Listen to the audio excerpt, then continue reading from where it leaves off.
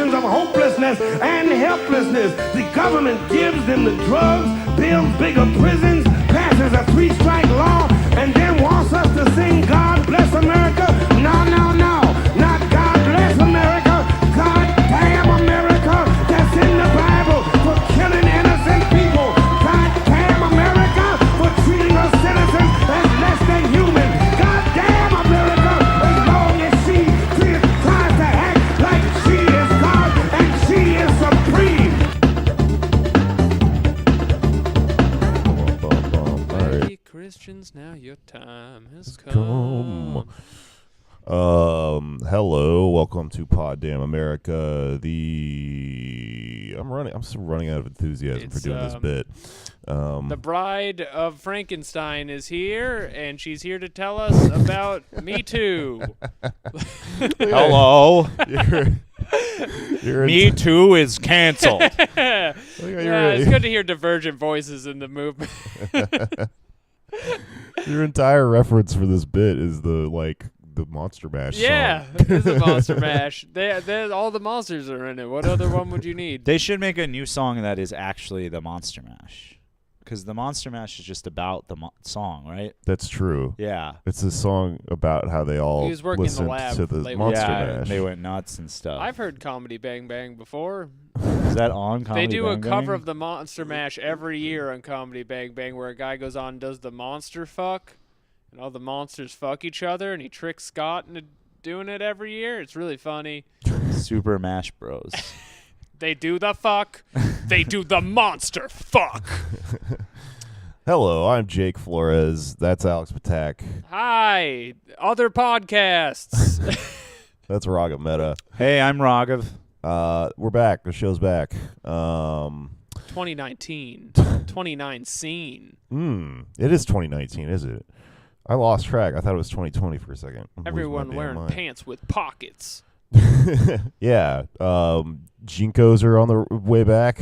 Fucking low-rise jeans. Low-rise jeans. I'm glad we're starting the podcast here because I threw this idea out as like a half a joke, but I've never paid attention to pants before, and we're all talking about it. Wait, is this a real thing? Is aughts clothing coming back? Yes. Okay. Yes, Jake. I just did Champagne I've seen Sharks. real women talking about their fear of low-rise jeans coming back.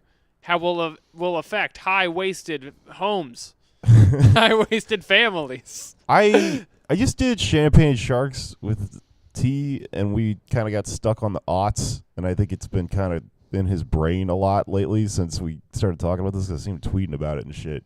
And Do you guys talk about all that? no, All that? no, but all that adjacent things. But if the aughts are so recent that they don't feel like a cohesive, gelled past memory yet. But if you Yes. look at shit from the early aughts, like low-rise jeans and the beanies that everyone was wearing and the weird puka The shell color palette. necklaces and stuff, it's maybe one of the worst decades. The clothing does not look cool. It's like getting shot in the face with colors and styles. It's real People bad. are still wearing tracksuits a lot. Yeah, track. Yeah. Track is, if you're doing track, you're running away from your problems. There was pictures Literally. of Eminem when he was just wearing huge baggy designer sweats and He was shit. the only one who could pull it off. I want this to become the fashion show because I feel like between the three of us, we got nothing. Yeah. I like hoodies. I think it's cool when the hood's up. It looks like you're hiding something. That or you were emo goth Yeah. and you had skinny jeans or girl jeans. That's kind of at near the end of the aughts before the hipster thing. They were scene kids. Oh, that was Scene. that That's was why I'm saying 29 05 scene. for me. Yeah. Yeah, I never bought You're like woman a jeans. Mensa student for fashion. But I had friends who did, and they would skateboard with them, and I'd be like, "Isn't that hard?" And they're like, "Yes." Did you call them woman jeans? Well, girl jeans, female jeans, whatever. Female jeans. Everybody I know called them girl jeans. Yeah, whatever. It's a I think bit I called it all condescending, don't you three. think? It's very respectful of you. I like Well, your that's what I'm here female for. jeans. Out here looking Literally for female females. jeans. Yeah. Yeah, but I think it is coming back. I'm pretty convinced that style moves in 20s, and if you look at the fashion from the 70s to the 90s and the 90s 2010s, you see it, and there is no escaping. All that has happened before will happen again. That's such terrifying. is the fate of man. Yeah. First as tragedy, then as farce, then as lowrider jeans. They're back. I think they're low-rise jeans is what you're trying to say. Wait, who's the rider then? Lowrider is a song. Lowrider is a Ghost type Rider? of. It's a type of car. Ghost Rider came out around then? Yeah, lowrider's a type of. Oh, Ghost something Rider. I hope comes back. Ghost riding the whip. Who's doing it? Who's not? Ghosts. Ghosts. They're usually the only ones riding the whip. Have you guys ever done it? Ghost Rider jeans is when you're not wearing pants in public. My man. And you're holding your pants right next to you and your dick is out. And you're like, Yeah, you're lassoing your dick. Like, yeah. Prepare to go to hell. You're like dancing next to your pants. Like, check it out. My friend in the suburbs ghost rided his whip in a van and came to a roundabout, and then he turned quickly, and my friend Greg fell off of a car pretty fast, and I am still laughing about it. Oh, man. At least he didn't get hit by the car. There's got to be points for that. Yeah, people have to have fucked themselves up real bad trying to ghost ride their cars. There are myriad wheelchair cases who have a sad ghost riding the whip story. Yeah. And they probably hate to see it come back. It's not that sad. I mean, it's... Oh, man. You being run over by your own car very slowly while Your just own the whip. loud hip-hop plays. Pretty funny. Why didn't Mike Jones save me? Yeah. It's in neutral. It's breaking your legs. The last things you hear is just ballin'. Yeah. Anyway, bring it back. Okay. That's our fashion segment. Send in audio for that. Yeah. Send in a song. Mail us your female jeans. Yeah. Hello. Thank you if you came out to the show in Philly the other night at the Good Comedy Theater. Show was badass. It's a good omen of shows to come, I think. I feel really good about it. I'll say this.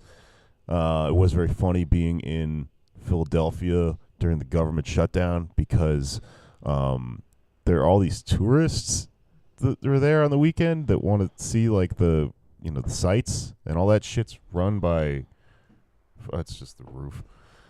Shit's run by government workers, so there's just all these weird tourists that aren't allowed to see the Liberty Bell.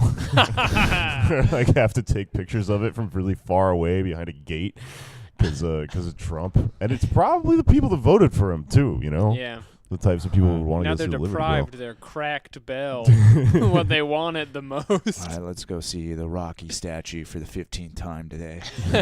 That's so funny. There are so many attractions in Philadelphia. I went on a school field trip when I was in 7th grade, I think. And Philadelphia? yeah, from Boston. For Okay, go on. 2 days or something. It was a big field trip, and my friend Greg almost fell out a window. Same guy. Shout out to Greg today, man. You're huge in history, but yeah, half the attractions there are like old cobble brick houses. What kind of weirdo New England shit is that? It's like a field trip to Philly. Strap on your tri-corner hats, kids. We're putting you on a bus. I guess there's there's nothing around Minnesota, so that makes more sense. You're just jealous. We weren't going to You're go jealous. to like Madison. But you got field trips where all the kids try to have sex with each other and the parents hit them with brooms and stuff, right? Yeah. Yeah. I mean, everybody's got them. Yep. But sometimes they happen in a colonial way. And that's what's threatened here by the government shutdown. Yeah. Wait, you didn't go to like Mall of America and shit? We were there, but like we didn't go to another state. Did you go to Lake Erie? But Boston literally had so little you had to drive. Well, we 3 hit all the hours. Boston spots by then. Look, it's Catholic school. They send you to church and to Funny. Philadelphia As the to kids- not touch the girls. Your field trip is you just go to Harvard and you sit in a class at Harvard. And they're like, oh, we learned about astrophysics today. You ask people if they like apples, and then if they want some of these apples, and you put a number on the window. It's just school. It's just a normal school. Did you see the Mystic River? I don't think Is that Boston? I'm hesitant to say if that's a real river or not, because I feel like it's a damned if you do, damned if you don't. But there were other rivers. We walked on many tri-corner hat-style trails, duck tours. The point is the government shutdown is affecting real Americans. We're just trying to learn. Kids that are trying to finger each other. Yeah, they have to do it somewhere uninteresting now. Yeah, they're not going to get it in because of President Cheeto. President Also, Cheeto and no touching. less airport security, so people are just like, fucking good luck.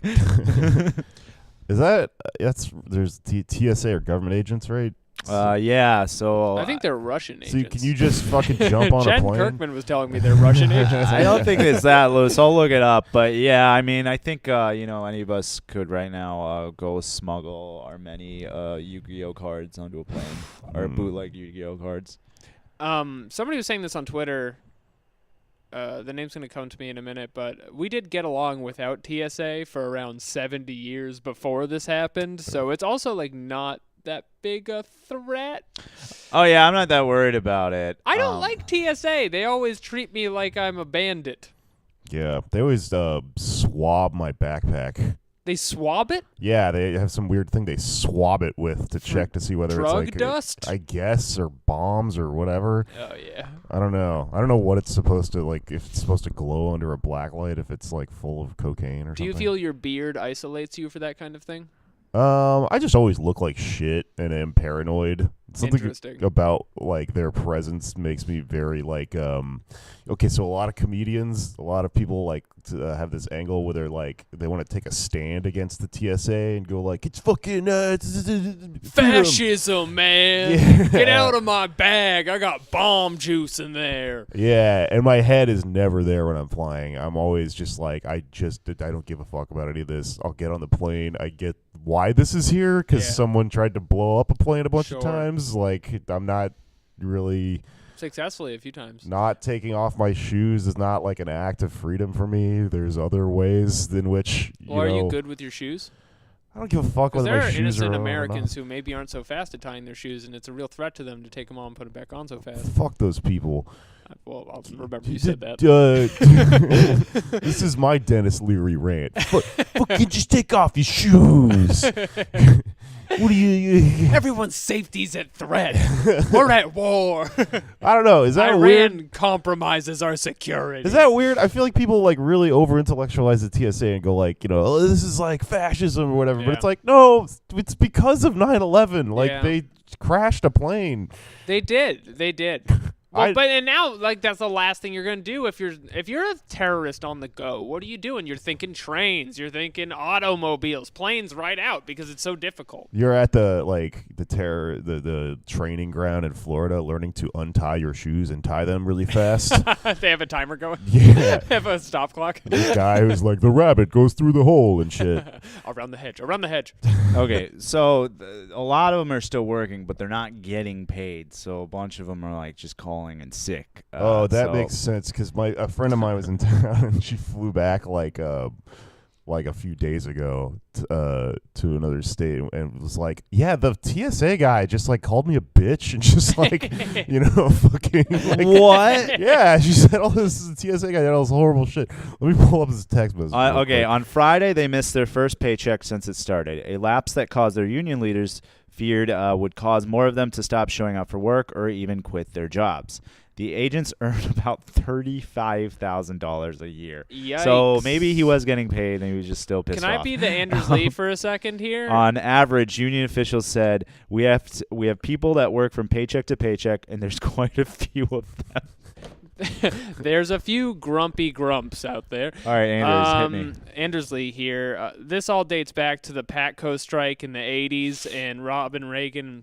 Damn it! Anders Lee here, starting again. Ronald Reagan broke a strike in the 1980s of federal employees through the Flight Controllers Union, refusing to pay them and firing everyone who went on strike, and it went out over years, and it set a precedent that has never been overturned, and has affected every strike pretty much since then, especially of government employees. And so when you see people like Dave Anthony on Twitter saying you guys should just go on strike if you're not getting paid, you're getting responses like, we're afraid we'll all get fired at once. Wow. Anders Lee here. Anders Lee out. Here's the text. The TSA just made me stand to the side for 20 minutes while people asked me where to check in, take everything but my dress and tights off, had me stand with my hands behind my back on the other side of screening, referred to me audibly as that skis when when IDing the bins my so stuff much was in. worse. Then check this part out. Then winked at me and said I did a good job being compliant. Jesus fucking Christ. Oh, this is the best part. The kid was wearing a name tag that said Officer Hamburger. Protest of Wow, I've heard of reforms. sexism in the DSA, but the TSA? My man. I've heard of Mayor McCheese, but Officer Hamburger. Yeah. That's very funny. They're very protesting to show up to work and call people a bitch. It doesn't get you paid, but you do feel better, I guess. This is why we need to end the government shutdown, because they're calling in Officer Hamburger, Right. the sexist TSA cop. The norms have collapsed. Trump has collapsed our norms. Yeah. So Shout out to those guys, even though Yeah. I probably hate you on a person-to-person basis. right. I don't know how I feel about it. Like Snoop Dogg made that weird video. He was like, "Yo, just all you furloughed motherfuckers." Just it's about fuck Trump or whatever. Right. He's emerged from a cloud of weed smoke after endorsing Hillary Clinton in 2016 in Yes. the primaries, and somehow has this like political thing to say about the government shutdown of all things. Is what like got. Is he a federal employee? I guess so. He's a drug sniffing dog He's at the like- airport. The president of weed. I don't know. Anyway, if you're furloughed and you're not an asshole, I'm sorry. I don't know. I'm sorry. I didn't mean to. Yeah, I don't know. That really sucks. I hope they don't build that wall. This seems stupid more than anything. I also I watched a couple movies this weekend. I watched The Phantom Thread, which Interesting.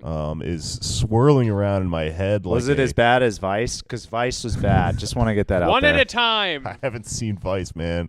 But the only thing I know about Vice is that, well, a lot of my friends are very polarized on it, but also this woman at this bar last night really drunkenly got into this thing where she was saying that Vice proves that Dick Cheney did 9/11. Which makes That me would want to be see it so more. tight if they did, though. I asked her, how does it prove that he did 9/11? She's like, well, I mean, it shows him doing some stuff, and then it cuts to 9/11. That's pretty fucked up that he would do that. Dude, if that's how she determines evidence, like, in her daily life, Yeah. like, yeah, I can prove my husband's cheating on me. It's like, why? It's like, well, he was in the kitchen, and then I saw a picture of a woman in a different kitchen, and you can only arrive at one conclusion. What are they doing in that kitchen? I can prove that the government is hiding a 1950s era guild Loch Ness monster fishman, and there's a beautiful deaf waitress, lab worker, janitor. And they're pleasuring him. Yeah. Pleasuring him like a man. The movie proved it. Saying things like, he got that swimmer's body, though. Well, there's a very obvious movie. I did not eat today, and all of the words I'm looking for take around 15 full seconds to get to my head. But you know that movie that convinces you that 9/11's an inside job and the Fed is evil? And, Loose Change. No, not Loose Change. The other one. The long one. The Zeitgeist? Zeitgeist. Yeah, you got to show her Zeitgeist because it's going to blow her fucking mind, man. She's gonna think that's a fictional movie, and Vice is a Vice is documentary. real. I mean, look at the production quality. Zeitgeist opens with around 75 seconds of war footage that really just gets you ready to be surprised. Zeitgeist is epic, dude. It's epic bacon. Remember when the RFID chips came? That was good. Speaking of I'm not allowed epic to talk bacon, about this. the guy in the Phantom Thread orders an insane breakfast as one of the Yes. opening scenes of this movie from this woman he gets into a weird, crazy A mental tryst. affair with. But I looked it up online. There's like a thing, it's like a trend where people make the breakfast from the Phantom Thread because it's Daniel Day-Lewis, and he's like, Oh God. one stack of pancakes and jam, not raspberry, not strawberry. And he orders this long fucking thing, and it's his way of like flirting with this waitress. It's really fucking weird. Do I they didn't also understand why she poison thought their that was husband at the end? Wow, spoilers for the Phantom Thread. I don't understand how he's not poisoned from the breakfast he eats. He eats nothing but dairy throughout the whole movie. Hey and he there. should just Ooh, be hot having take. He has an diarrhea. appetite for consumption. There's no so what did you, there's no pasteurization at that point. What did you right? like about the Phantom Thread? That it was weird? It was super weird. You've seen all of Paul Thomas Anderson's other movies, though, right? Yeah. But okay, so I guess the word would be Kubrickian, I would use. Ah, Kubrickian, yes. It was like, it reminded me of like A slow waltz into aesthetic. like It's true. what's Damn. his last movie? Inherent Vice. There Will Be Blood? No. Inherent Vice sucked. Kubrick's last movie. Fucking goddamn Eyes Wide Shut. Eyes Wide Shut. It reminded me of Eyes Wide Shut. It was real subtle.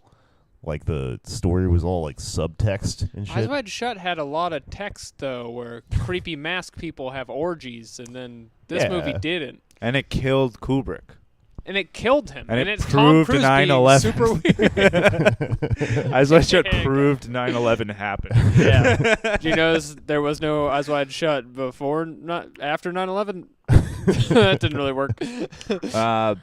Yeah, Inherent Vice is probably his worst movie. Then Phantom Thread. Hard 8 I have not seen in a long time.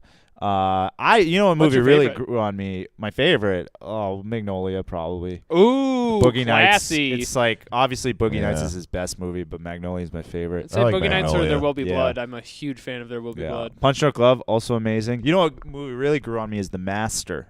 I did not like it the first time, and then watched it for some reason 3 more times. That's And I'm weird. like, this movie's amazing. Why did you keep watching it? I watched it again, It's and I was long. like, well, I watched it again. I was like transfixed by it. I'm like, oh, I love Joaquin Phoenix, and I love all this weird, horny shit. And then I watched it again. And I'm like, this is pretty good. And I watched it one more time. I'm like, this movie's amazing. I related to it because I'm a drunk, and he like drinks toothpaste in that movie, and I was like, this dude can fucking party. I get it. Yeah. I had a coworker who watched The Master, and then as a very subtle bit that he didn't let anyone in on for a long time, he started dressing like Joaquin Phoenix and standing like him while he waited tables, all weird and hunched over and shit. And then I watched that movie. A subtle bit. No one knows I'm doing a bit. Yeah. I watched that movie and I asked him about it, and he was like, "Did you get that? That's what I was doing for like that week or whatever." It was like, How right when would he you get starts. that? I don't know, because Joaquin Phoenix is kind of like weird and messed up in the head in that movie, and so he tucks his shirt in all weird and stuff, and he like. But how would you get your friends doing that? I don't know. This guy was out of his fucking mind. Did he have a master? Well, we all worked for a guy who owned a burger restaurant, so I guess he was the master. He's the master. You're the servant. He was Officer Burger. Leftist podcast. I Hierarchy. did a bit for a while in my office where I would talk like Borat. And, Oh, I like and that. then 6 months later, I said something about my wife, and then my coworker was like, "What are you talking about?" I'm like, "Oh, it's just doing the Borat thing." And they're like, "What?" And I'm like, "Yeah, but Borat." And he's like, "I've never seen it." And then I was like, "What?" and then I'm like, "Jamal, can you believe Leslie's never seen Borat?" And he's like, "I've never seen it." And I'm like, "All right, what's going on here?" And I'm They like, just think you talk like that. "Jim, have you seen Borat?" He's like, "No." I'm like, "So I've been making these fucking Borat references for 6 months like a psychopath." I was these. I'm coming in, I'm like, "I have a chair." People's like, "Wow, Raghav's a normal guy." You keep her vagina in a cage. All right, well, we need those reports later. Oh man, that's such a You're wild. that's such a good self-own. Yeah. That's kind of what happened to the people who were in Borat. Is they didn't know he was doing Borat, and they just had to keep going on with their lives. Well, but that's different because they were monsters. Yeah, they're being challenged as the No. zeitgeist of America. Yeah, exactly. In a way, it's really revealing. You know, the movie Borat actually proves that 9/11 happened. Wait, are we proving just 9/11 happened? Because it definitely happened. It for sure happened. We're in New York City right now. It proves that Borat did 9/11 or something. Very nice. I thought that the pilot was my wife. Greatest movie of all time. My 72 wives. Yeah, That's big a shout out to hack. Borat. Greatest That's movie, what we're saying. Borat, Magnolia, and the Kurt Russell Santa movie. Oh, big fan. Holy Trinity.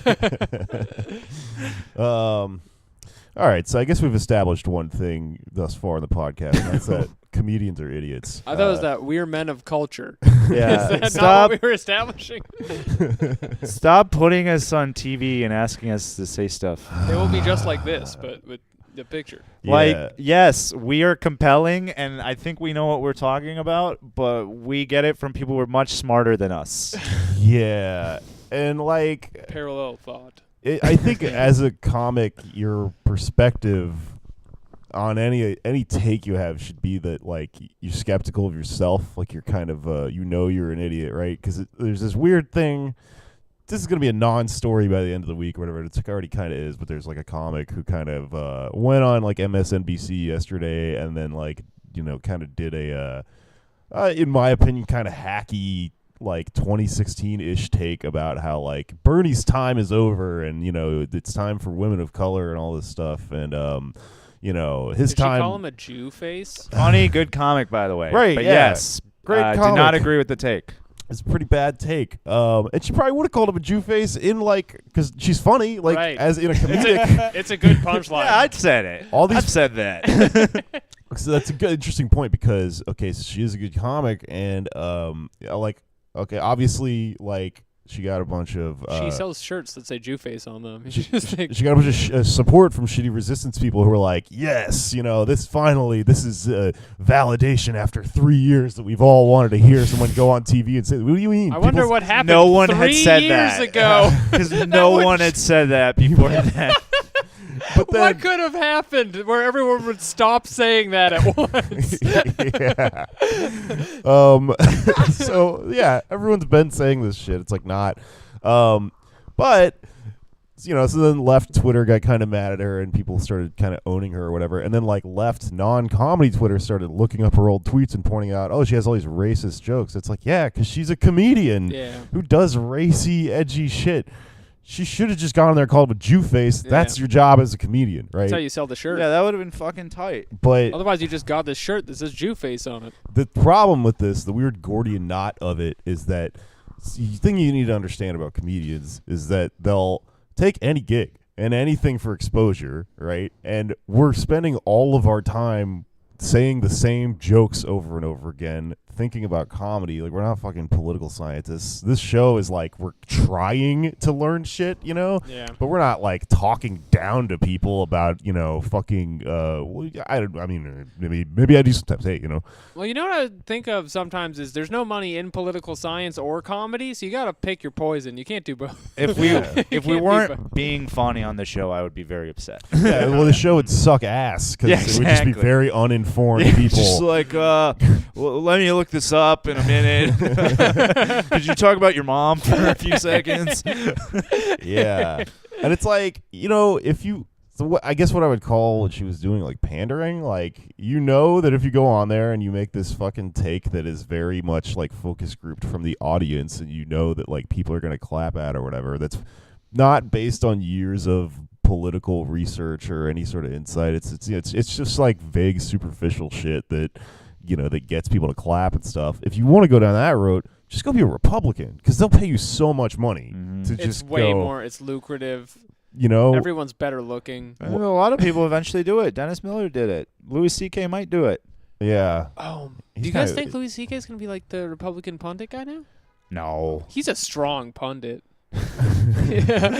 No, but he will be like the anti-youth vote. Sharia law is jacking off on my daughters.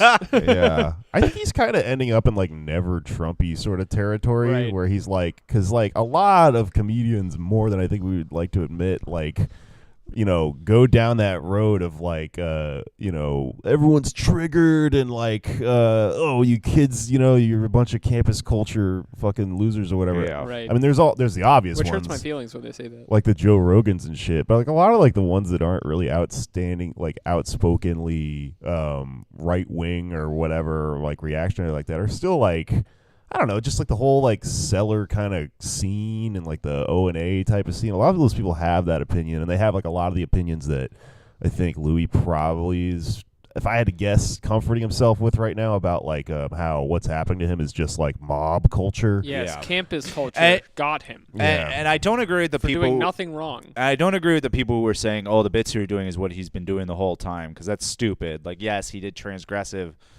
quote unquote, subversive comedy, but he was never making fun of like school shooting victims. It's Like, not that's about that. It's about fucking his daughters. Yeah, exactly. It's about his daughter's asshole. But there are instances in the like he sent out this newsletter like after Trump or before Trump got elected. It's like, yeah, you should vote Hillary, but I kind of think the next president should be a conservative because we had a liberal for 8 years, and balance is good, and this is a very informed point. So Don't many people listen think to these that. people. Yeah, he's like, and I remember that annoying. came out. I'm like, what the fuck? And I'm like, this is a newsletter that goes out to thousands of people. And then he goes on stage. He's like, I don't know what I'm talking about. You can't do that. You can't.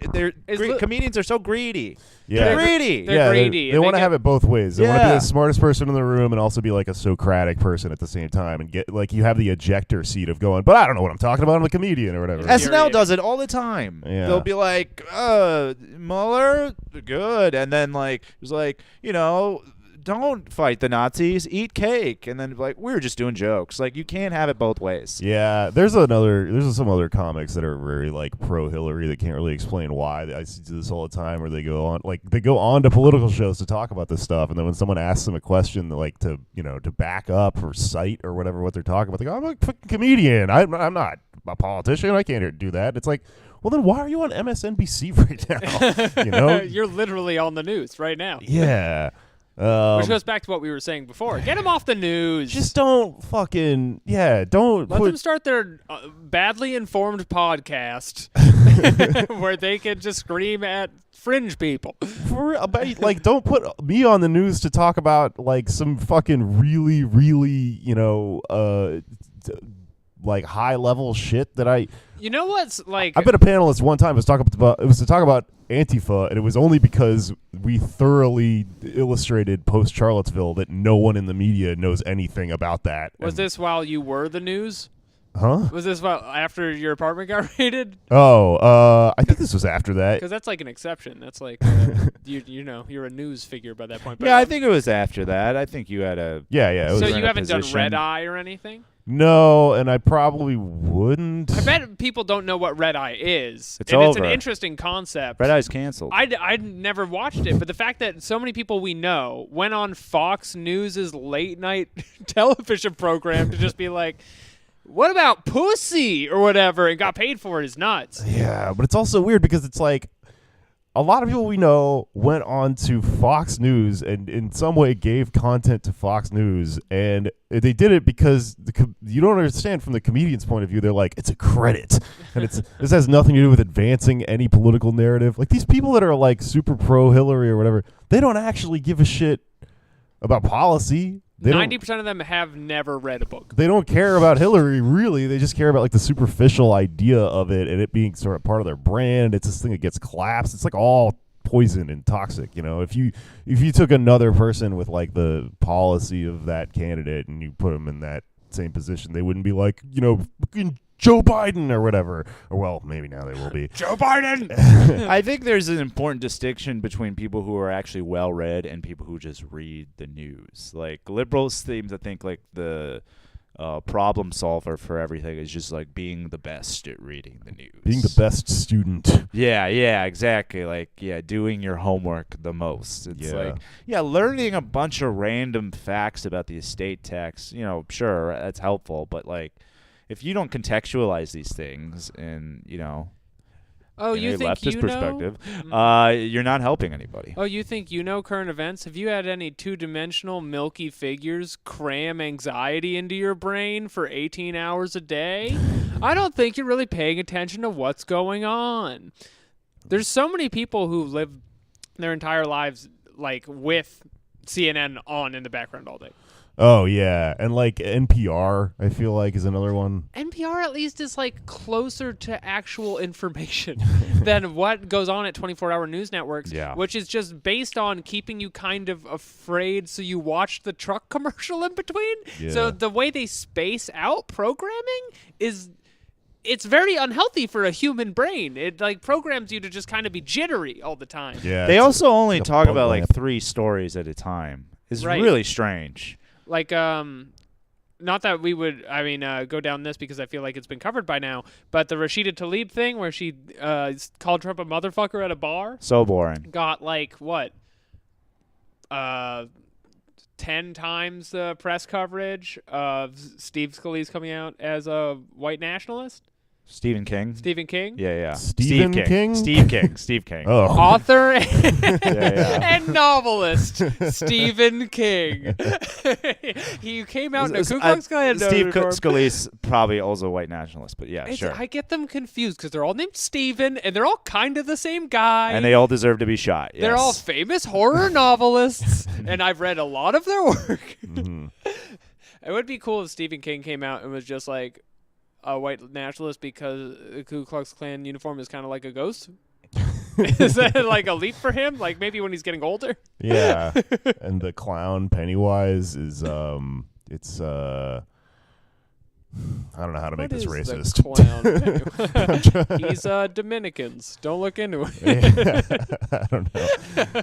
He's Irish or something. There's a weird form of like clowns have like the big red nose and the baggy clothes and shit.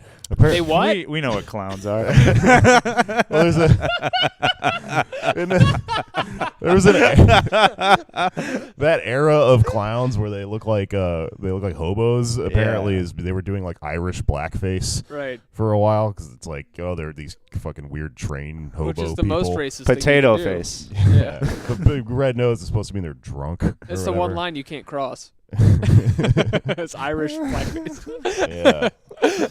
But I don't know. I mean, it's weird. It's weird that this keeps happening, and I find it weird as a comedian because I talk to people about this sometimes, and I try to tell them like, don't listen to comedians. There's so many reasons that these people are not politically educated.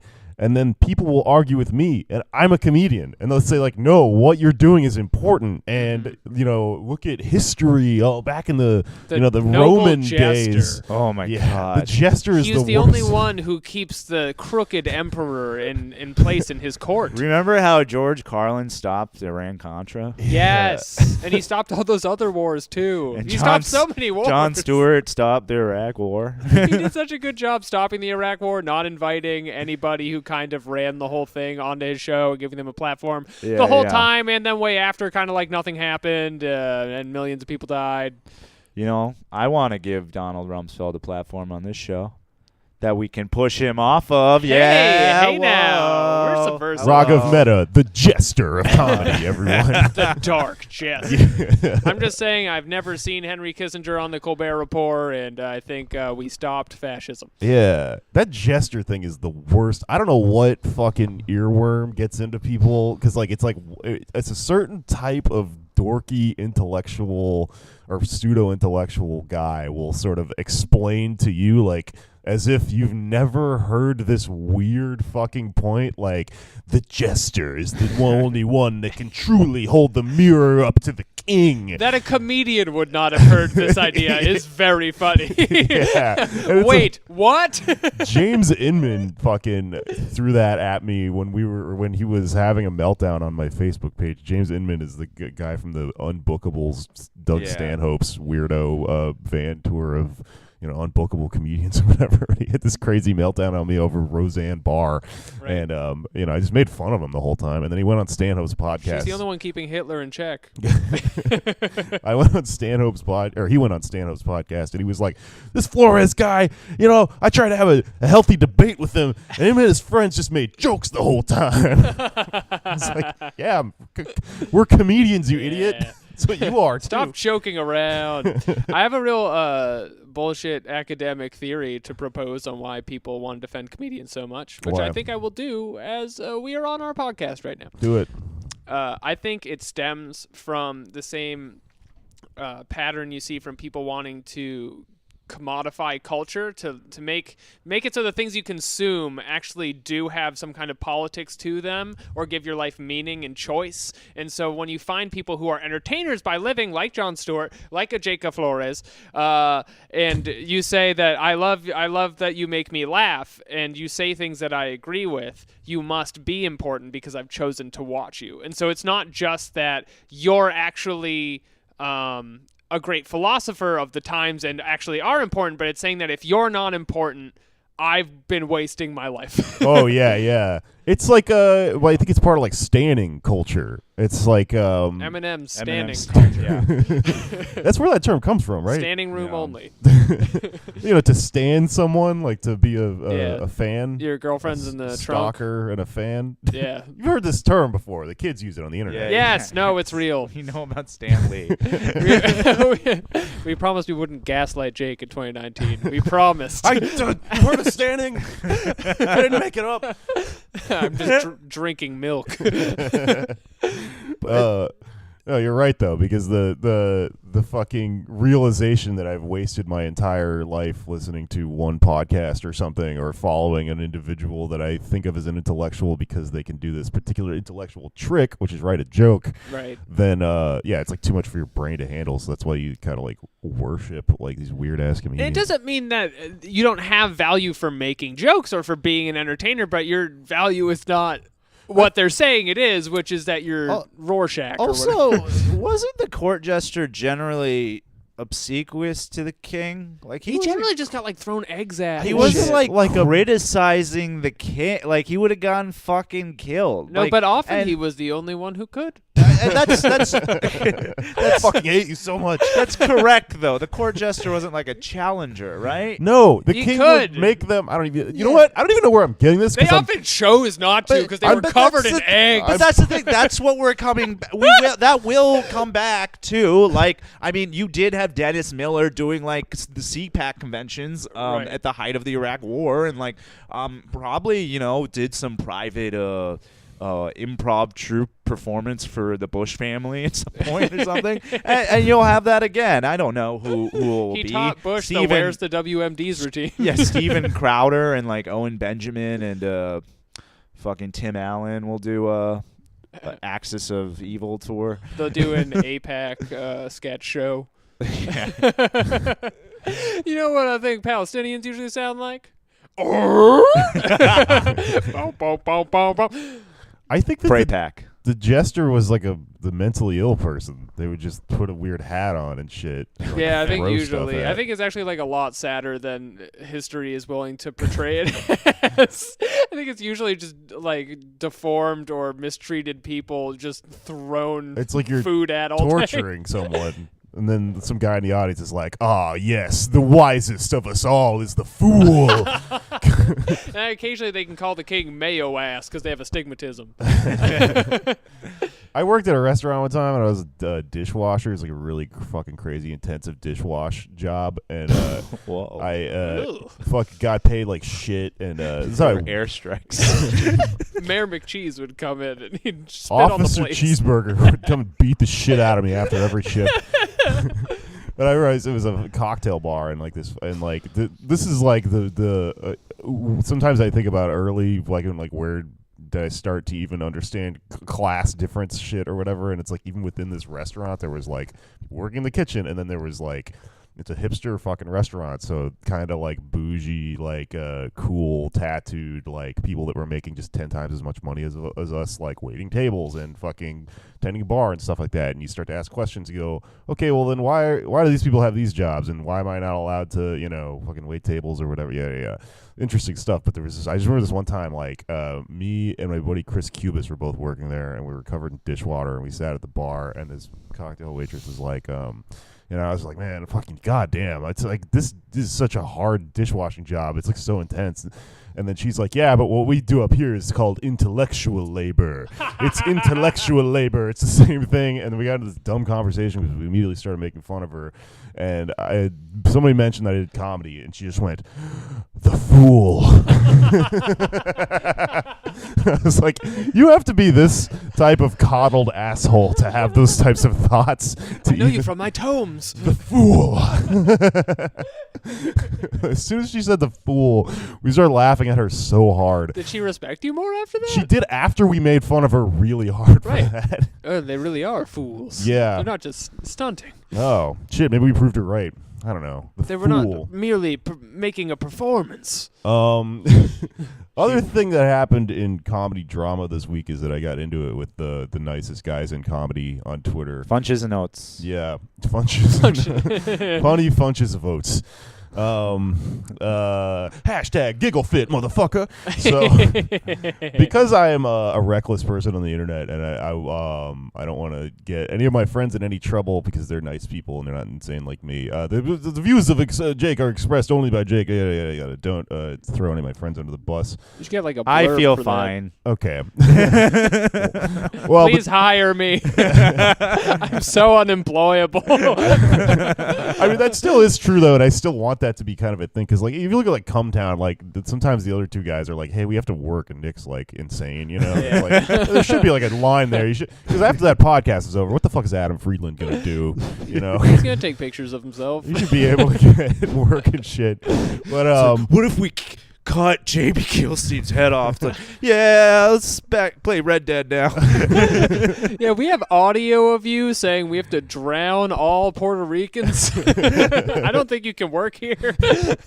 yeah, you have to kind of make it apparent that it was, the narrative is Nick's thing and whatever. So, but anyway, what I'm getting at is I got into this thing with Ron Funches a long time ago because he loves Roseanne, and he tweeted this thing that was like, what, y'all can't handle Roseanne? And I kind of went, oh, well, she's like openly racist right now. Was he like having sex with Roseanne or something? He just loves, he loves Doesn't the that sound show like a Roseanne. loaded... Right. It's like can't maybe, handle all this Roseanne. maybe there is more going on here. But he loves that show, but also he has famous friends, and he has friends that write on the show, and so to me, in my opinion, he seems a little like, I call bullshit on his shit. Like he tweeted a while back, like somebody asked him, hey, do you still defend Chris Hardwick? And he goes, yeah, I defend men that were falsely accused and proven innocent and have always been nice to me and my friends, just the same as I defend sexual assault victims. Believe, okay. clap. What? People, What a clap, weird wish, response. clap. Yeah. So it's like you're kind of making up this excuse to it's power. You get power from being around He Chris has money Hardwick. poisoning. Yeah, and I've talked to a lot of people about it, and they said that he used to be fucking real cool, and then as soon as he got success, it's like he starts to change all his opinions about stuff. So the reason I'm being such a dick to him is because he got one bad review of his new special, which wasn't even a bad review, but it was by my buddy Yusef Roach, and Yusef, what up? He openly just came out and started like sort of attacking this reviewer over it, who, Yusuf's like kind of a fucking brutal writer or whatever. Really, if you read his review, it was like, yeah, I liked parts of it and I didn't like other ones. In a way, the reviewer is the fool of the kingdom of media. Except that he's not, because the king got really mad at him and tried to fucking kill him. Get off of him! Yeah. He's writing for paste. I don't know. I mean, he's blocked me since then or whatever, but I kind of call bullshit. I think that it's really weird that this guy's like, his whole brand is like the nice guy in comedy or whatever, and he's like got a funny voice, yelling at people that gave him a less than stellar review of his album and stuff. I can see where you would get a bad review and be mad about it. Yeah, I've gotten bad reviews before. You know what it made me feel? Sad. Like I didn't find the person who wrote it and fucking tweet at them and get mad at them. I was like, maybe I didn't do a good job. Mark Maron yelled at me for writing a positive review one time. A positive review? Yeah, in like 2012. This was probably like 6 months before I started comedy. He had done Acme and he had like returned to Acme after like 12 years because he got kicked out for being a dick and or kicked off their roster. And so then I wrote a review and it was pretty glowing. And I said all the things he says about himself, where he's like a narcissist, he's offensive, blah, blah, blah. I said all those things. And then at the end, I'm like, yeah, he's really funny, good set, blah, blah, blah. It was a little overwrought review.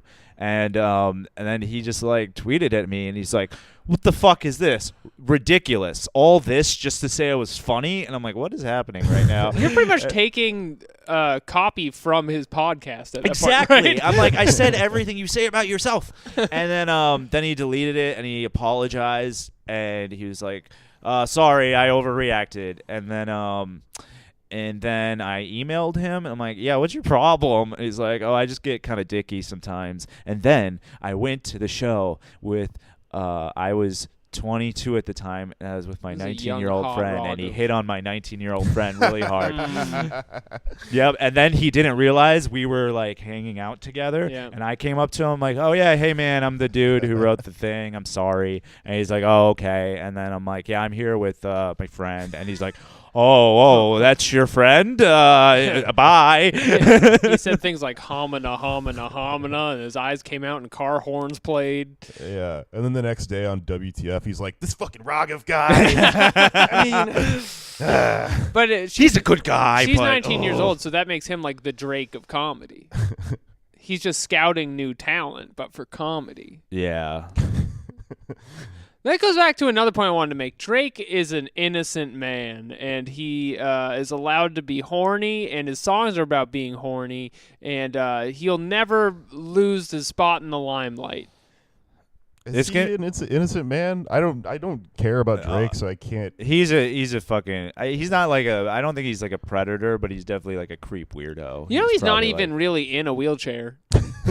He was on all that TV in a wheelchair. That was just like for jokes or something. Drake's just such a dork. He's too much of a dork to be a full-on predator. Yeah, but he definitely probably is like.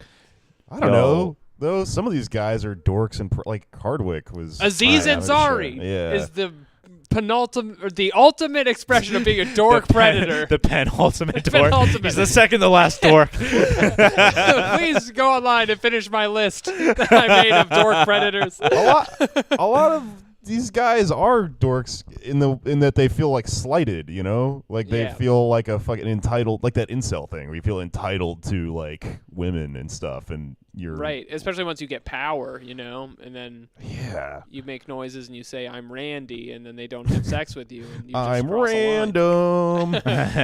You become a demon from hell, and then you expect sex. Yeah. Please don't look up random anymore. We made a mistake talking about random. My favorite kind of humor is random humor. I don't know. Yeah, so there's like I don't know. There's this weird thing going on between me and like him, and then Ian Carmel, who's got mad at me because I talked about Nanette. And in the same vein, I'm gonna make a comparison here to what Yusuf did. I don't hate Hannah Gatsby. I just talked about something in any way other than complete glowing, you know, blowing hot air up at it, which is because to me, Nanette is an abstract thing that I watched. So I watched it like you watch a movie, and then you talk about it or whatever. And I think that these guys who are like social climbers, who are like, you know, they got there because they're really good at thinking of comedy as like, you know, this thing where you can't criticize other comedians. We're all on the same team or whatever. You have to really blow your friends when they get stuff, and you know when their special comes out or whatever. Like that's kind of the same thing that's going on here, but it doesn't apply to me if I fucking work at the service industry and make money doing this show and stuff. Like I don't fucking care. You just have to not offend cups. Cups? Cups at large can't be mad at you. Yeah. They're my boss. I can't offend Officer Hamburger. I like to think the cups are my boss. I actually agree with that ideology in other areas of like creative fields. Because I was reading this interview for some reason it was with John Krasinski, and Weird. he's having a birthday party, and Paul Thomas Anderson of all people, I read this article. Yeah, was at his house, and he mentioned some fucking movie, and he's like, I hated that movie, it sucked. And Paul Thomas Anderson was like, I learned not to say that, because that person took a lot of chances. Right. And if we openly talk about that movie being bad, studios won't let us take chances anymore. This is when he was making the Phantom Thread. He said that, like, I want to make a weird movie, Yeah. and if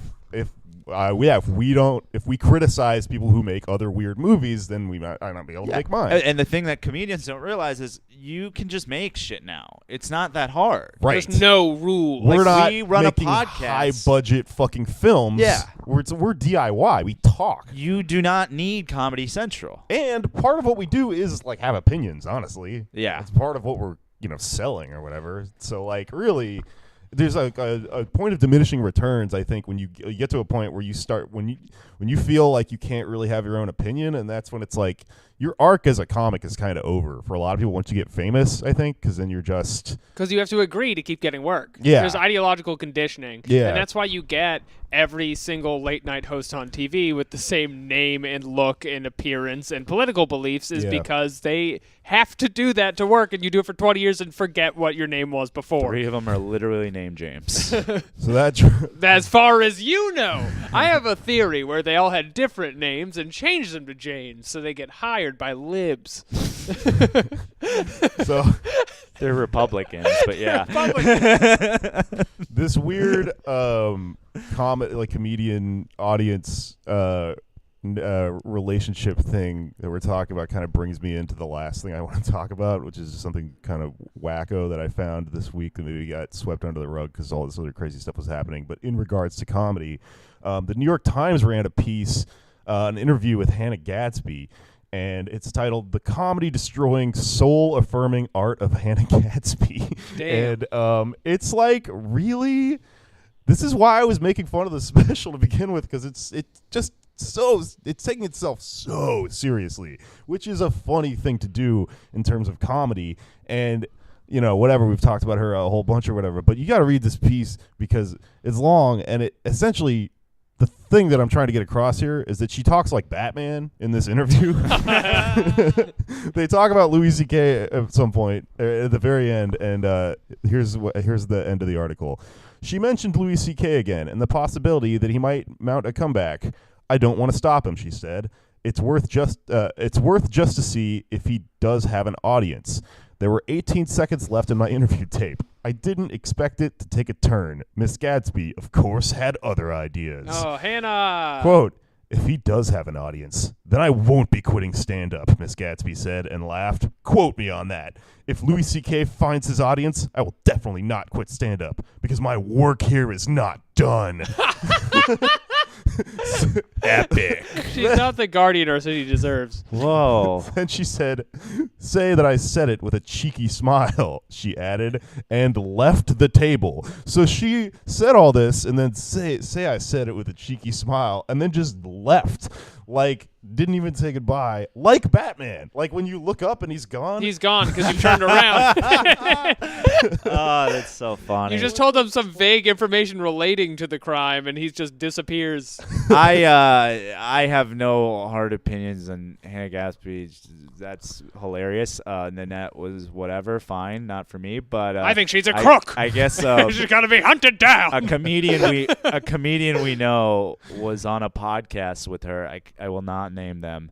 And Hannah Gadsby was on, and this was probably 4 months before Nanette blew up, and they were just sitting there, and Hannah Gadsby was just like ranting about American comedians and about how they were show-offs and stuff. Because she's also an asshole who talks shit about other products like us. And then this comedian's like, yeah, she said all that, and then I went home and I didn't realize she said all that because of her accent. I didn't realize it at the time. He was just so he was just so taken by the accent that he didn't realize that she was just making fun of them the She's whole ranting time. about him, Yeah. and he's just thinking about how charming it is down under. Yeah, he's thinking about kangaroos. The spiders there are so big. You can really be an asshole if you have a charming accent, I think. It's true. It's a good superpower. I'm developing one now. Another, is this the cat? Okay. Yes. Yeah, sorry. I thought you were, like, poking me under the table. Schrodinger's. We're almost No, done. the cat. cat came to say hello. Another thing in this article that's really funny is that there's a correction at the end of it that says, an earlier version of this article misstated whom Hannah Gadsby's show Nanette is named after. The title refers to a barista the comedian had been observing. Colon, it is not, or semicolon, it is not a reference to an ex-girlfriend. So it's not someone she had been dating. It's someone that she corrected her and said, this is someone I've been observing. In her Like tank. Batman. She has that system where she sees through walls and puts you in her comedy special. And then throws you in her observational tank. Yeah. And then she like becomes you know? Like Batman. Oh my God. Tasmania is one of the only places you can be a comic with a cave. I don't know. I mean, I think I could go off on this because I think it's insane that, of course, she wasn't going to quit comedy because now she's Her work famous. is not done. But to say Her that work isn't done. to be a comedian and to use the phrase "my work is not done" until like I'm the person who defeats comedy's villain, Louis C.K. Like that's fucking insane, and I could go off on it. But more important here is the Batman thing. Like it's just way funnier. Louis C.K. is the boss in the new Metal Gear. It's that part of the special where she talks about Picasso fucking that 15-year-old, but she's like, he wants to fuck his own daughters. Yeah. Just a girl. Vincent Van Gogh. No daughter is ever at their prime. Yeah. Oh, that's so I funny. am vengeance. I am the night. All right. All right, ghouls and gals. Oh man. It's weird being the goth podcast away from Halloween when it's other holidays. Yeah. You don't have to be goth for the podcast. No, Yeah, I'm going we're- to be goth. We're a show about nothing. It's just a running joke. We're just comedians in cars. I'm the only getting person coffee. that it applies to in the slightest, and even then, it's kind of a joke. I'm But a if you want Skeletor. to come in wearing a cape and shit, that's great. I do own a cape. Of course you do. You're a It's ridiculous a military human. cape. I got it from a dead uncle. All right. Well, I think that was a pretty good. That was a pretty good app about comedy and bullshit. We'll be back with some harder stuff soon. Yeah. Hey. Thank you, The Damned, for coming out to shows. Thank you, those guys that came out to Philly. Good comedy theater. And check me out on tour. I'm leaving next week. And yeah, I mean that's all I have to plug. Bonus episodes at the Patreon. Everything. You guys got anything? Every Sunday at the Cherry Tree Bar in Brooklyn, you can come and see my stand-up show. And Thursday, you can come and see Raghav's stand-up show because we're at the same bar now. Oh, fuck. Sorry, one more thing, as long as we're talking about stand-up shows. Thank you for coming to Yoko the other night. It was really good, and for anyone that didn't make it, the secret guest was Todd Barry. We just couldn't advertise because he has to make money off his shit. Fucking love Todd Barry. But it was badass, so thanks, Todd, for doing the show. Yeah, Cherry Tree Bar every Thursday. Also, I will be at the Creek in the Cave at Creek Bros on Saturday. And then Alex Anders, and Kat Barbadoro have our monthly DSA fundraiser on January 25th. 25th. It'll be very good. At May Day. Turn up.